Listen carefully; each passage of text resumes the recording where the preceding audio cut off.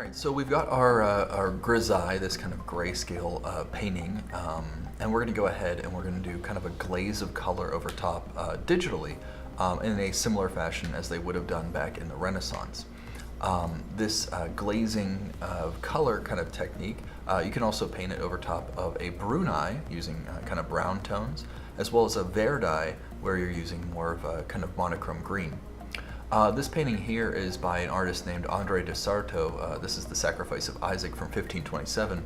And you'll see that he had gone through and also did this grisaille underneath of the painting. This is actually an unfinished painting, but you can see how the reds are almost very flat looking. They have depth and dimension because of the grayscale underneath, but there's no real reflective light or anything like that. There's no richness. So for our picture here, we've got our grayscale, but I want to be able to have some reference to look off of. In a PC, I would actually be able to detach this canvas, and I'd be able to kind of lock it in the upper corner right here. However, on a Mac, that doesn't actually happen. So I'm going to click on Window, Arrange, and for me, I'm going to do Arrange horizontally. That way I can kind of adjust my screens here, and I'd be able to, there we go, I'll be able to see both at the same time. So in my lower painting here, I'm going to make a new layer so I have something to paint on top of, but this time we're going to play with the layer modes.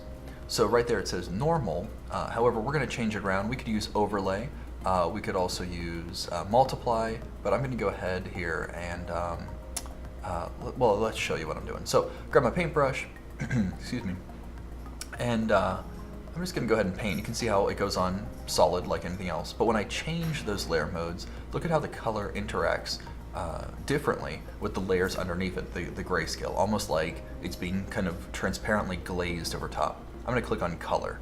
Now my layer is in a color mode, and you can see how quickly I can just throw in a whole bunch of colors as we do this. Now I've got this in kind of fast forward mode here for this speed paint, but as you're going along, don't be afraid to switch your color modes. Make different layers. Try the color mode there. Try overlay mode. Try multiply. Use your dodge and burn tools as well, but try to stick to using as many colors, as many hues as you possibly can in your painting. In the shadows, use cooler hues, blues and purples and greens. In the highlights, use reds and yellows and oranges.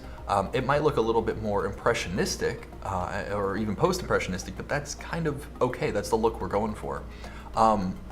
Keep it very painterly, keep it expressive, and keep those colors very vibrant.